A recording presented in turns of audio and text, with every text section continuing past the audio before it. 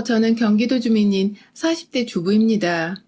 10살 차이 나는 여성 남편과 결혼을 해서 아들 하나 딱 낳고 산지 20년이 훌쩍 지났네요. 길었던 세월만큼이나 그 사이 저는 저대로, 남편은 남편대로 흰머리가 나고 얼굴에는 어느덧 나이가 묻어 나타나고 있고요. 아들은 걱정했던 군대까지 무사히 잘 다녀와서는 이제 복학해 다시 마지막인 대학교로 다니고 있습니다.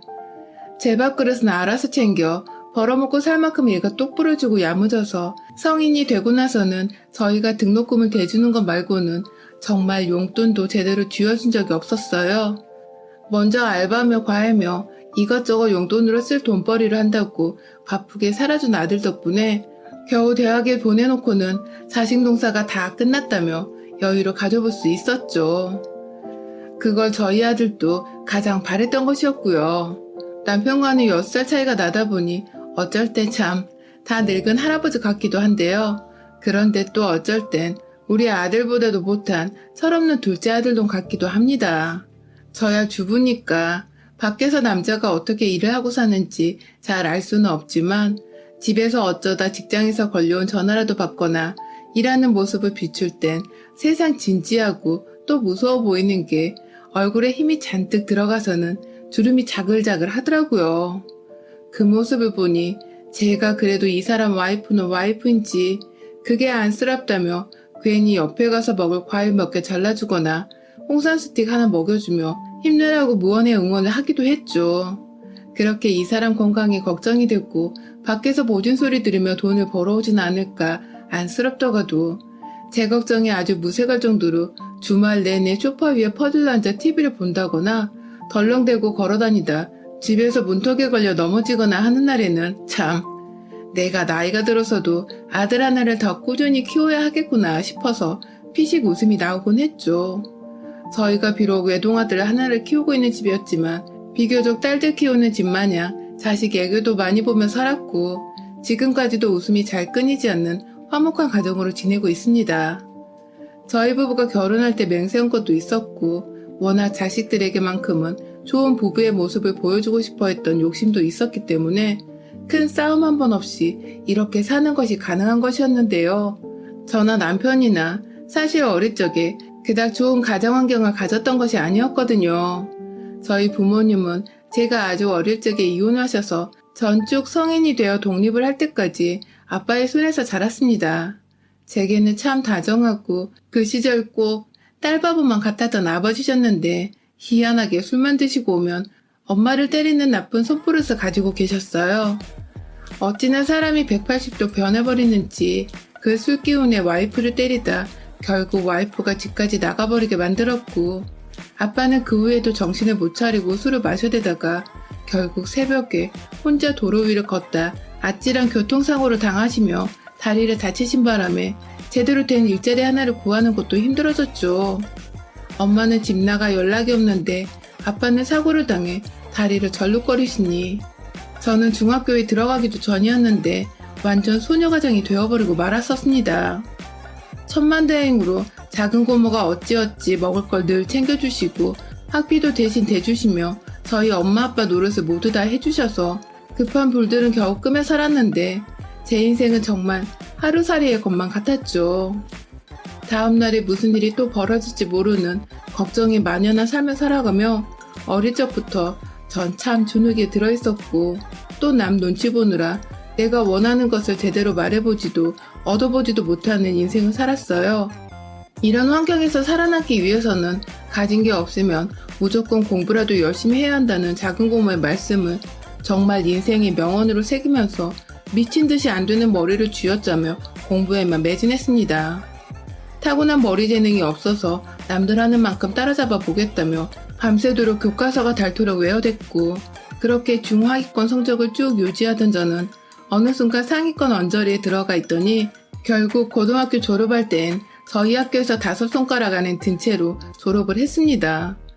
대학도 좋은 대학을 갔고 무조건 돈을 잘 벌 수 있다는 취업하기 좋은 학과로 진학을 해서 무사히 졸업까지 휴학 없이 해냈어요. 당연히 경제적 여유가 없었기 때문에 남들과는 어학연수나 해외여행은 꿈도 꿀 수 없었고 그만큼 내가 뭐라도 더 해내야 한다는 압박감에 그 어릴 때부터 알바를 뛰며 자격증이란 자격증은 모조리 따놔서 제 딴에 할 수 있는 스펙을 키워 졸업을 했어요. 덕분에 좋은 직장으로도 취업을 할 수 있었고요. 한순간도 제대로 여유를 느껴보지 못한 채 살다가 취업을 해서 돈다운 돈을 벌어오니 정말 꿈만 같았습니다. 그제서야 태어나 처음으로 제 인생의 안정감을 느껴보며 오로지 앞으로 얻을 수 있는 꿈으로만 가득 채웠어요. 마음의 여유가 생기니 그간 쭉 거절해오던 학교 친구들과도 또래 여자들처럼 카페에서 만나보기도 시작했고, 오죽했으면 제가 취업을 하고 나서 제가 영화관에서 영화란 걸 처음 봤었을까요? 옆에서 친구들은 재밌다고 껄껄대고 웃고 있는데 전 혼자서 눈에 눈물을 머금은 채 영화를 봤었습니다. 앞으로는 종종 이렇게 친구들 삶의 반만이라도 따라해보면서 평범하게 지내보고자 그날 영화관에서 다짐을 했었죠. 비록 고모에게 빌려온 학비를 갚아드려야 했지만 전보다 훨 웃음이 많아지고 마음에 활력이 생긴 그 시절, 제가 남편을 처음 만나게 되었어요. 한 대형 엑스포 같은 행사에서 서로 다른 회사들이 어울려 모여있던 그때 오고 가다 저희 학교 선배를 만나게 되어 인사를 나누던 중 자연스레 선배가 다니던 회사의 상사와 얼굴을 트게 되었는데요. 바로 그 사람이 우리 남편이었죠. 딱히 첫 만남부터 서로에게 스파크가 튄 건 아니었지만 이틀간 열렸던 그 행사에서 저희는 이틀 내내 마주보고 대화를 나누며 나름대로의 친분을 쌓게 되었고, 행사가 끝나고 나서는 선배를 포함해 함께 어울려 몇 번 만나다가 결국 저희 두 사람이서 둘만의 만남을 갖게 되며 누가 봐도 연인인 것 같은 사이가 되었어요. 연애를 하면서 뒤늦게 남편이 털어놔 알게 되었던 것인데 우리 남편은 제가 말하는 게 그냥 다 웃겼대요. 뭐가 그리 신나는지 싱글벙글 웃기만 하는 저를 보며 기분이 좋았고, 그래서 단둘이 시간을 꼭 가져보고 싶어 먼저 따로 만나보자고 이야기를 꺼내봤다 하더라고요. 때묻지 않고 그저 사랑받고 잘 자랐을 것 같은 여자인 줄 알고 대시를 했다는 남편의 말에 사실 좀 뜨끔하기도 했었습니다. 전 산전수전 다 겪고 그 자리에 있었으니까요. 혹여나 싶어서 남편에게는 사귄 지 2달도 되지 않았을 때 저희 가정사에 대해 고백을 했습니다. 귀한 여자를 만나고 싶은 거면 시간 들이지 말고 지금이라도 떠나가게 하려는 생각이었죠. 우리 사이가 더 깊어지기 전에 말입니다. 하지만 저의 고백을 듣고서 남편은 오히려 솔직하게 말해줘서 고맙다며 제게 자신의 어린 시절 얘기를 들려줬어요. 그건 제 인생만큼 어쩌면 그것보다 더욱 가관이었죠. 남편 말에 따르면 부모님이 모두 계셨지만 부모가 이혼한 것만도 못한 환경에서 자랐다고 합니다. 아버지는 저희 아빠만큼이나 알코올 중독자셨고 어머니는 여기저기 바람을 피우고 다니는 불륜이었다고 하더군요. 하도 부모가 집 밖으로 술 마시러 바람 피러 나돌아 다니니 늘 집에서 남동생과 함께 둘이서 시간을 보내야 했고, 그 바람에 아빠를 대신해 소녀 가장이 되어야 했던 저처럼 남편도 어릴 적부터 남동생을 지켜내기 위한 소년 가장이 되었었더라고요. 저와는 달리 타고난 머리가 좋았던 건지 대학은 전액 장학금으로 입학과 졸업을 했고 저희 회사보다도 솔직히 더 좋은 회사에 입사를 했어요. 입사 후에도 아버지가 술 때문에 하도 돈을 달라고 해서 그간 졌던 집안 빚을 청산하는 것도 모자라 부모 뒷바라지를 해주느라 돈을 제대로 모을 수가 없었는데 무슨 장난인지 그러다 아버지가 객사를 하셨다는군요. 한겨울에 술 마시고 길거리에서 아무렇게 드러누워 주무시다 말입니다. 그렇게 돈 나가는 아버지가 돌아가시니 더 이상 돈 나갈 일이 없어 그때부터는 저축을 착실히 할 수 있었다고 씁쓸히 말하는 남편의 모습이 참 듣고 나니 눈물이 주체할 수 없게 흘러내리더라고요. 둘 다 무슨 기구한 운명을 타고 나서 이렇게 어렵게 살았나 싶어 말입니다. 이 얘기를 들으니 이 사람은 내 짝인가 싶더군요. 동정심이 아니라 어렵게 살았으니 이제라도 서로가 옆에서 힘이 되어 정말 으쌰으쌰하며 잘 지내자고, 우리는 좋은 가정을 만들어 자식들에게 좋은 모습만 보이고 살자고. 서로 참 뜻이 맞았거든요. 그렇게 결혼을 하고 나니 제가 생각했던 대로 남편은 오랜 시간 동안 제 곁에서 누구보다 든든하고 또 아들 같기도 하지만 그런 모습마저 보듬어주고 더 사랑해주고 싶은 그런 남자였습니다. 남편에게도 저도 의지하고 싶은 여자였을 테고요. 시어머니는 결혼식 때 모습을 보이시곤 금방 새로 사귀게 된 남자를 따라 어디론가 훌훌 사라지셨어요. 무소식이 희소식인 거라며 걱정하는 저를 달래는 남편은 오히려 너무나 태연했고, 그런 남편 따라 저도 거의 잊고 지냈어요. 그 사이에 아들도 낳았고 아들을 키우면서 정말 바쁘게 살았고, 간간히 밉지만 안쓰러운 친정아빠 용돈에 작은 고모 용돈도 챙겨드리며 제 딴에는 이렇게만 살면 아쉬울 것이 없겠다 싶을 만큼 치열하지만 작은 행복들까지 다 챙겨가며 살았습니다. 모든 게 뜻대로 흘러가던 도중 제가 직장에서 더 치열하게 일하지 못했던 것인지 승진해서 자꾸만 밀리게 되며 주변 인간관계도 그렇고 스트레스를 좀 받게 되어 그만두게 되었어요. 40 초반에 일을 그만두게 되었으니 거의 20년 가까이를 직장 생활을 했던 것이죠.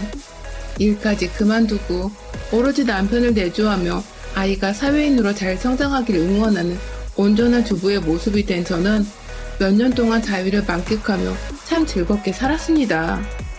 남들은 잘려서 난리라는데 혼자 승승장구로 잘하고 있는 든든한 남편의 곁에서 노후 준비를 나름 착실히 하기도 했고요.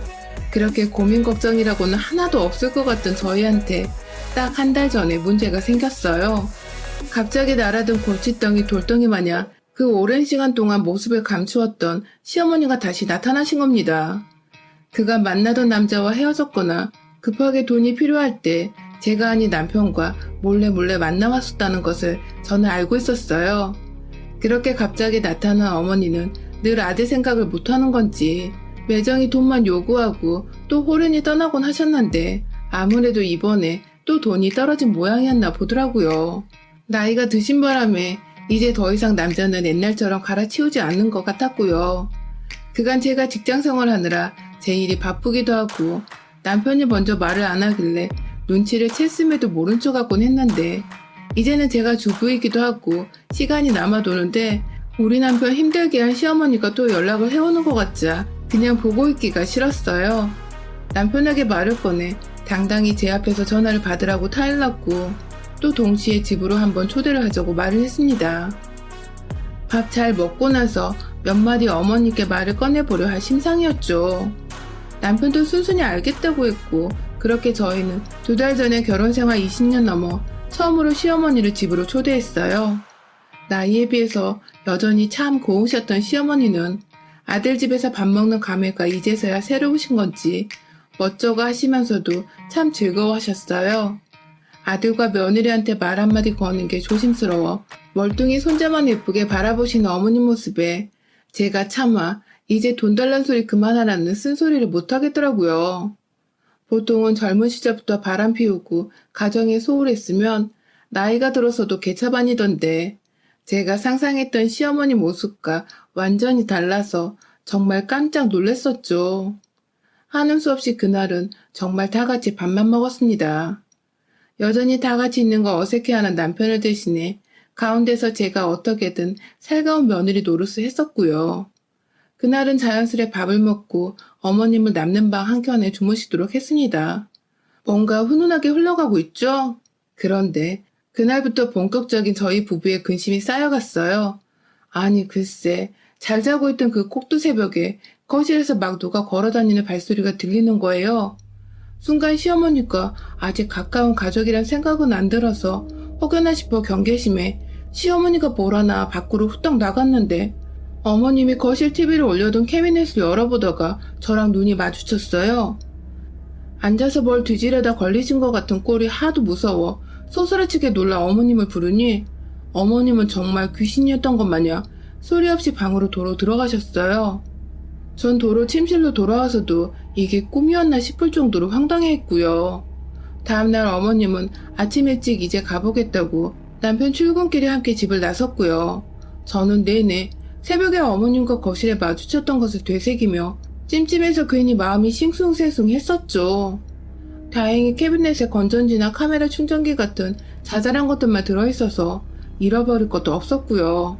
하지만 문제는 그날 이후 어머님이 저와 좀 더 친해지셨다는 생각이 드셨는지 2달 내내 저를 들들 볶으셨어요.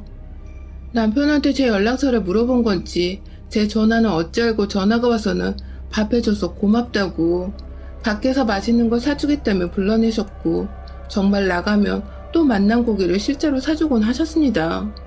갑자기 호의를 받자 저도 당황은 했지만 시어머니와 잘 지내다 보면 남편한테 돈 달란 소리 하지 말란 말을 좀 더 편하게 꺼낼 수 있지 않을까 싶어서 오는 전화 다 받아내며 또 살가운 며느리 노릇을 했죠. 그러다가 또 저희 집에 다시 초대를 해서 다 같이 밥을 먹게 되었어요. 그런데 아니 글쎄 이번에 먼저 자고 가겠다고 짐을 싸서 오셔서는 그날 새벽 또 저한테 저희 집을 뒤지다 걸리셨습니다. 이번엔 우연이 아니었죠. 저희가 잘 때 답답하다며 꼭 방문은 열어두고 잠이 드는데요. 그건 아들도 마찬가지고 그냥 저희 집 사람도 취향이에요. 그런데 이번에 어머님은 부엌이 아니라 문 연 안방을 멋대로 들어오셔서는 제 화장대 아래 서랍들을 열어보다가 잠에서 깬 저한테 딱 걸리셨어요. 제가 놀라 바로 또 소리를 치니 이번에 남편도 소스라치게 놀라서는 잠에서 깼고요. 둘 다 뭐 하시냐고 목소리를 높여 물어보니 아무것도 아니라며 서랍장을 미처 닫지도 않고 그냥 또 주랭량을 치며 방 안으로 들어가시는 어머님을 뒤따라 제가 일어나 서랍장을 살펴봤어요. 어찌나 살살 잘도 뒤졌는지 서랍장 안은 엉망인데 정말 소리가 하나도 들리지 않았더라고요. 당장 어머니께 가려 하니 방문은 잠겨있고 불도 꺼놓으셨는지 안에는 불빛이 보이지 않고 밖에서 불러도 나오질 않으시니 저희 부부는 또 왜 저러시냐는 말과 함께 그냥 잠이 들었어요. 다음 날에는 또다시 남편 따라 집을 나가시는데 저희 부부 모두 그냥 해프닝일 거라고만 여기고 말았죠. 혹시 치매 증상일 수도 있다는 좀 의학적인 근거도 내보면서 말이죠. 그리고 바로 일주일 전 바보같이 저희는 또 어머님을 집으로 초대했어요. 혹여나 진짜 치매라서 밤에 자기도 모르게 돌아다니시는가 싶어 같이 병원이라도 가보자는 말을 꺼내려 했죠. 그렇게 초대해서 밥을 먹고 자연스레 나이가 있으니 병원 가자는 말도 꺼내봤고요. 순순히 알겠다고 하셔서 예약을 잡아놓겠다는 말씀도 드리고는 그날도 역시나 저희 집에서 주무시고 가시도록 했는데요. 혹여나 싶어 저는 어머님이 또 깨셔서 안방으로 들어올까봐 문을 닫아놨고요. 그런데 아니 그날 새벽 저희 어머님이 또 저희 안방에 들어오셨습니다. 글쎄 남편이 밤에 목말라 물 마시겠다고 나가면서 방문을 걸어 잠그는 걸 깜빡했나 보더라고요. 불안한 마음에 옅은 잠을 자고 있었던 제 귀에 고스란히 문 여는 소리와 함께 시어머니는 실눈 뜬 저를 쳐다보고는 잠든 줄 아셨는지 그대로 또 안방 화장대를 찾으셨어요. 한참을 둘러보다가 심지어 본인 핸드폰 조명까지 몰래 켜서는 서랍장을 뒤지시던 시어머니. 이번에 깨있는 티를 내지 않고 조용히 시어머니가 뭘 하시는지 지켜보려 했습니다. 왠지 보면 볼수록 치매기가 아닌 전문적인 도둑년 모습 같기도 해서 찜찜한 마음에 인상 팍 찡그리고 뒤에서 지켜봤죠. 그런데 정말 밥 먹이고 재워주는 아들 부부의 은혜를 이렇게 갚으시더군요. 아니 글쎄 서랍장 구석 한켠에 조용히 저희 부부 은행 도장들을 담아둔 천봉투 하나를 집어드신 시어머니는 이내 누워있는 저희 부부 침대를 확인하시고는 곧장 밖으로 나가시더라고요. 설마 지금 우리 부부 통장을 훔쳐가시는 건가 싶었는데 분명 손에 달랑 천봉투 손잡이만 대롱대롱 들고 나가셨던 시어머니. 뭔지 몰라 황급히 뒤를 따라 나서려는데 아니 시어머니는 방에 이미 짐을 다 싸서는 조용히 몰래 이 집을 나가시려고 혼자 채비를 하고 계시더라고요. 발 뒤꿈치까지 들어올리는 치밀함을 보이신 시어머니는 그대로 신발까지 신으려고 고개를 숙이시던 그 순간 제가 지금 뭐 하시는 거예요? 하며 괴성과 함께 거실 불을 확 켜버렸어요. 못 볼 사람 본마냥 놀라 자빠진 시어머니는 너무나 태연히 잠에서 깼냐며 집에 먼저 가려 했다며 말을 애두르시는데 그 모습이 정말 난 도둑년이더라고요. 뒤따라 또 새벽에 깨서는 밖으로 나오는 남편과 아들을 뒤로 한 채 시어머니 가방을 뒤져봤습니다.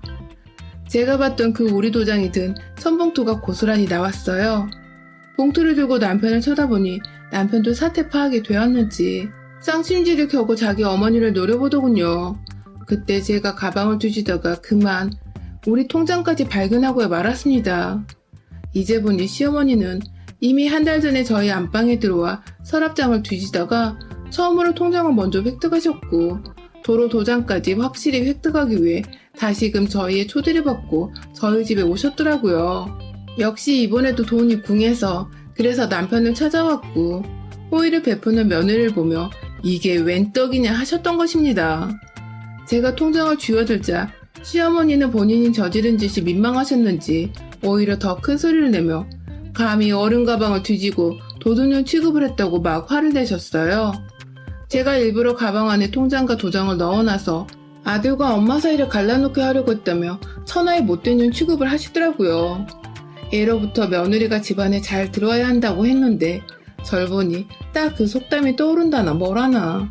듣다 화가 나서 남편 따라 쌍심지를 키며 말 함부로 하지 말라고 하니 제 표정을 보시며 그래 결혼할 때 엄마도 없고 아빠는 반 등신이더니 딱 그런 집에서 자란 애 티가 난다고 엄한 사람 잡지 말라며 본인 가방을 챙겨 막 밖으로 나가려 하시더라고요.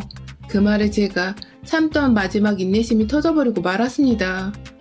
뭘 한다고 막내도 없던 사람이 갑자기 나타나 우리 집에 대해서 함부로 떠드는지.